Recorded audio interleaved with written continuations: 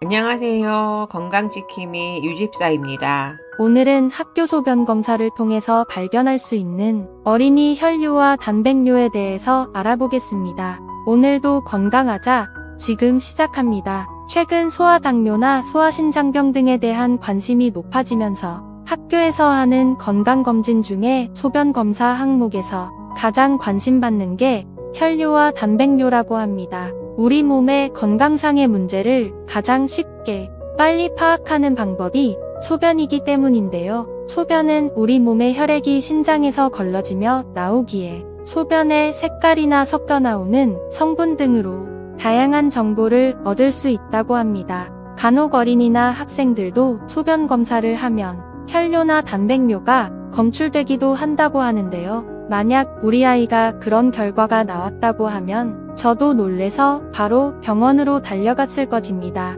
하지만 다행인 건 소변 검사에 이상이 있다고 해서 심각한 질병이 있는 경우는 드물기 때문에 너무 놀라지 마시라고 전문가들은 얘기를 합니다. 다만 관련 질병의 가능성에 대해서는 정확한 검사를 통해 확인을 해야 할 필요는 있다고 합니다. 신장 관련 질환은 조기 발견이 중요하다는 사실, 단백뇨나 혈뇨가 나타나는 신장 관련 질환은 조기 발견과 특히나 어린 시절에 일찍 발견하면 충분히 치료할 수 있다고 합니다. 콩팥에 문제가 생기면 우리 몸의 중요한 영양분인 단백질이 빠져나가게 되기에 보통 혈뇨나 단백뇨가 나타나면 사구체 신장염을 의심하게 됩니다. 어린이와 청소년은 콩팥이 아직 성숙하지 못하고 발달하고 있는 중이라서 어른보다 더 쉽게 단백뇨가 나타날 수 있습니다. 여기에 고열이나 운동 후 또는 감기 등으로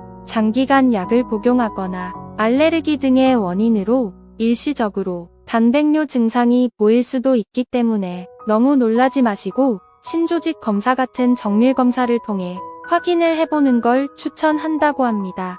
학교 건강검진 중 소변 검사에서 혈뇨가 나왔다고 해도 대부분은 시간이 지나면서 자연스럽게 없어지기 때문에 무조건 정밀한 검사가 필요한 건 아닙니다. 하지만 소변이 나오는 통로에 염증이 생기는 요로 감염증이나 방광염 등의 비뇨기 문제는 그냥 방치하게 되면 사구체 관련한 질환으로 커질 수도 있기 때문에 꼭 치료를 받아야 합니다. 학교 검사에서 단백뇨나 혈뇨가 나타났다면 추가적으로 소아과에서 소변 검사 등을 다시 만약 단백질이나 혈액이 지속적으로 검출되는 어린이라면 정기적인 소변 검사를 통해 관리를 해줘야 합니다. 사구체 신장염 같은 경우에는 증상이 딱히 없어서 방치하는 경우가 많은데요. 성인이 돼서 악화되면 투석이나 콩팥 이식 외에는 치료법이 없는 말기 신부전증으로 이어질 수 있기에 조기 발견이 정말 중요하다는 사실,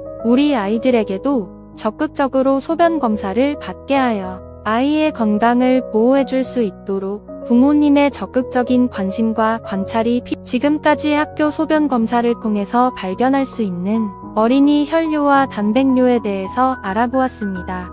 오늘도 건강하자. 오늘 내용은 여기까지입니다.